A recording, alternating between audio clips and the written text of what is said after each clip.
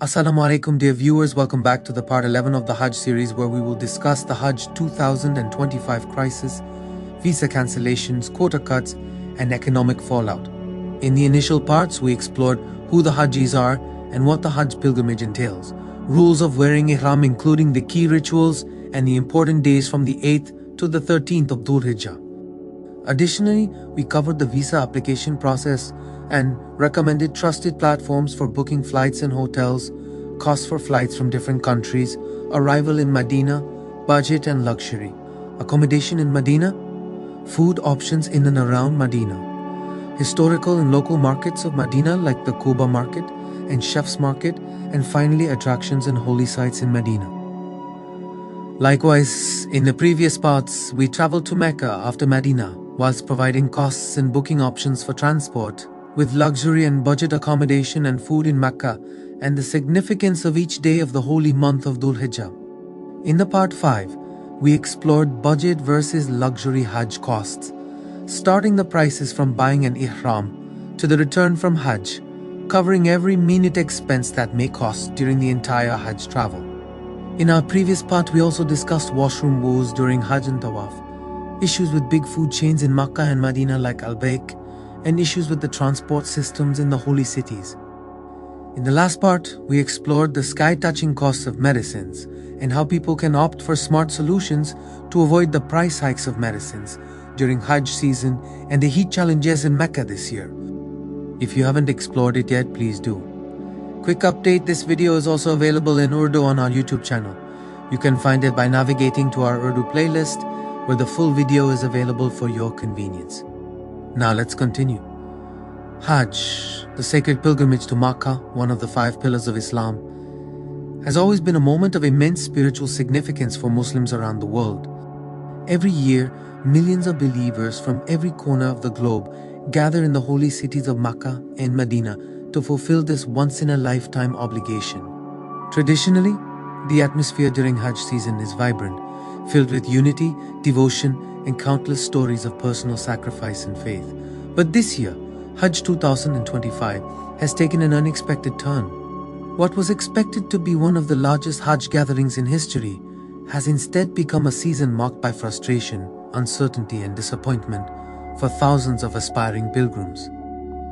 The abrupt cancellation of visas from multiple countries, especially those from South Asia like India, Pakistan, Bangladesh, and a few others, along with the mismanagement of the quota system, has created a storm of controversy and distress. The situation has not only affected individual pilgrims and their families, but also brought about significant economic consequences for travel agencies, airlines, accommodation providers, and even the Saudi economy. In this video, we will explore the current situation of Hajj 2025 in detail. What went wrong? How the visa and quota crisis unfolded, how the number of pilgrims this year compares to previous years, and the far-reaching financial and emotional effects of these events. So stay tuned till the end for a clear picture of this evolving crisis, visa cancellations, and travel disruptions.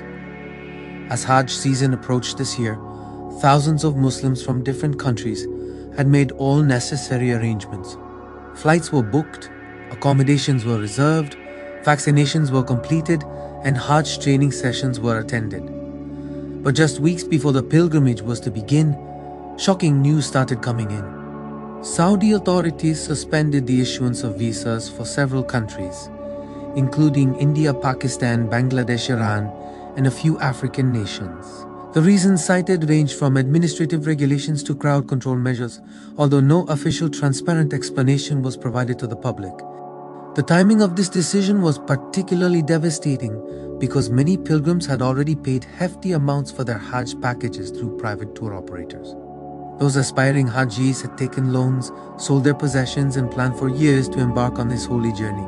The last-minute cancellation of visas not only shattered their dreams but also left them helpless, without any clear answers or alternatives. Even those who had already obtained their visas faced the risk of revocation. Many travelers were stopped at airports and denied boarding, while some had their entry permits annulled digitally without any prior notification. This sudden disruption not only affected individual pilgrims, but also caused massive confusion among travel agencies and Hajj group organizers, many of whom were unable to refund or reschedule packages at such short notice.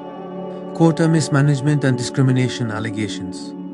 Another major factor contributing to this year's Hajj crisis was the mismanagement of the pilgrim quota system.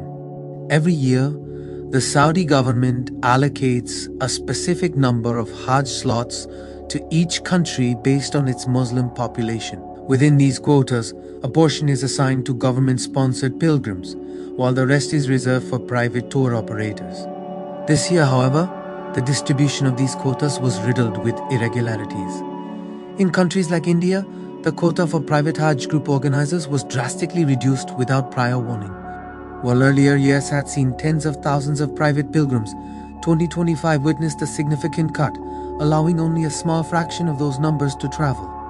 Many accused the authorities of favoring government-run Hajj boards, giving them a disproportionately larger share of the total quota while sidelining private operators. This uneven distribution sparked allegations of discrimination and favoritism. Several tour operators protested, claiming that the new system was designed to monopolize the Hajj business under official channels and eliminate private competition. Others argued that it was an administrative failure, as thousands of slots remained unused due to poor coordination, while genuine applicants were left waiting. In Pakistan, the private Hajj scheme also faced a severe setback, with only a limited number of pilgrims being able to proceed under private packages. Many applicants who had secured their spots were removed from the lists without clear reasons, further escalating tensions between private operators and government authorities. Drop in the number of pilgrims compared to previous years. One of the most glaring outcomes of this crisis has been the significant drop in the number of Hajj pilgrims this year. While official projections had estimated over 2.5 million pilgrims for Hajj 2025, aiming to surpass pre-pandemic numbers, the actual turnout fell considerably short of expectations. In previous years, India alone used to send over 175,000 pilgrims, while Pakistan contributed around 179,000 and Bangladesh more than 125,000. However, this year, these numbers saw a sharp decline. In many regions, including Jammu and Kashmir, Hajj applicants dropped by almost 70% compared to just 2 years ago. Such a massive fall in participation is unprecedented in recent decades, especially when considering that the restrictions of the pandemic years had finally been lifted. This decline is not only reflected in numbers, but also in the spiritual and emotional landscape of the Hajj.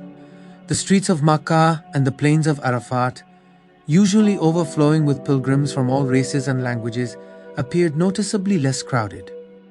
The diversity and richness of cultures that typically define the Hajj experience felt diminished, and many locals and businesses commented on the unusually quiet atmosphere during key rituals.